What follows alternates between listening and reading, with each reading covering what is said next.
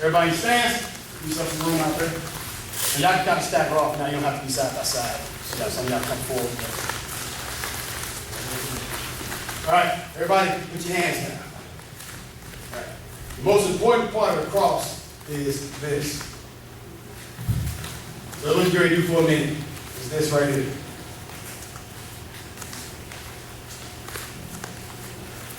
Everybody go ahead and work that. Keep your head straight. Turning that shoulder, trying to get that shoulder straight ahead. Act like there's a stick going straight down the head, coming out into the ground. Your shoulders turn like that. Don't lean. If you lean, you lose control.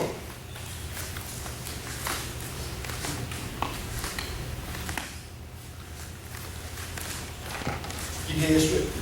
Go ahead, do it. Look at me. There you go. Good. Everybody want to see my foot? Watch my right foot too.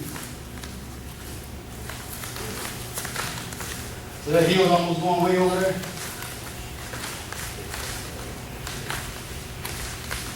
All right, everybody relax. I'll put a focus on this one.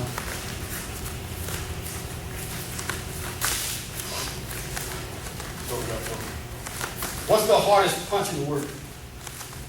Probably this right here. Right?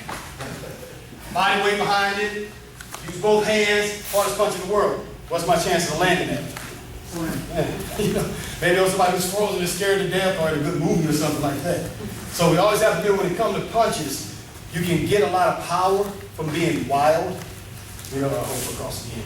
I can get a lot of power in my cross doing that, but what are my chances of landing that? He's probably going to see it. He can see me winding up. Hold again. There's tons of power in that. But what if I miss? I'm off balance, and I got no defense afterwards. What if I hit him and it don't hurt him? He's going to be pissed off, you know, and I'm off balance. I'm right in his range now. So you're always trying to find the ways to gain power without sacrificing too much control. Okay? And the power in that cross comes from this. That's what I mean enough. All right? Because I got way more power in my core than I do in this tricep and this shoulder doing this. That's just a jab. But at the same time, I don't want to do that to try and gain power. Okay? So now you're going to do the cross. Right here. And then straight back home. Same way of that. Boom.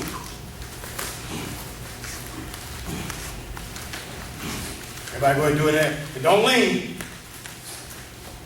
Don't lean here. Don't come up on your tippy toes. Keep all that foot stuck in the ground.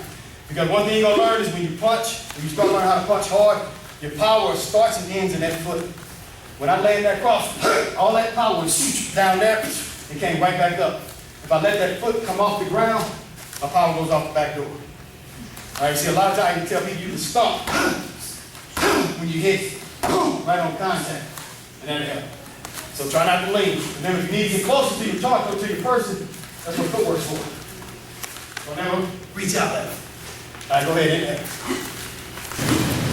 One of the most important things to always remember about your weapons that you're learning, developing, is when to use them. And you got to know your range, the distance. You know, you practice hitting pads and hitting bags, so you can practice hitting hard, practice hitting a target, and practice releasing power at a certain time. But then when it comes fight time, you got to know how to do that while moving.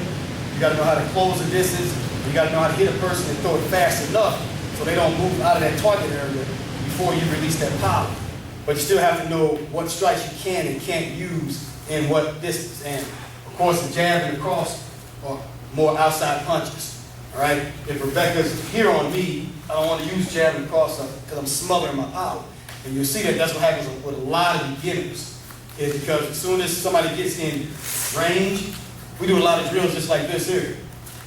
Just to get people used to feeling uncomfortable with somebody in their face. It sets your intuition on. You know, I teach that for awareness. You know, I do it to the girls. I say, how does this feel? They're like, oh my God, I see exactly. You know when something's not right. But the whole thing is, when fight time comes, you usually train it here because you're holding pads, and then when the real fight hits, it's here. But you can even see in most amateur fighters and a lot of pro fighters still, that when they close, that's why they look like this, closing the distance. And they close their eyes and they fall in instead of slowly engaging because they're not used to being that close. And then that's when they start throwing jabs across from here and nobody's getting hurt because the power is smothered. You know, the power on the jab cross is way out there. Okay? So know your range for your strikes. Now we're going to work close range punches, which is going to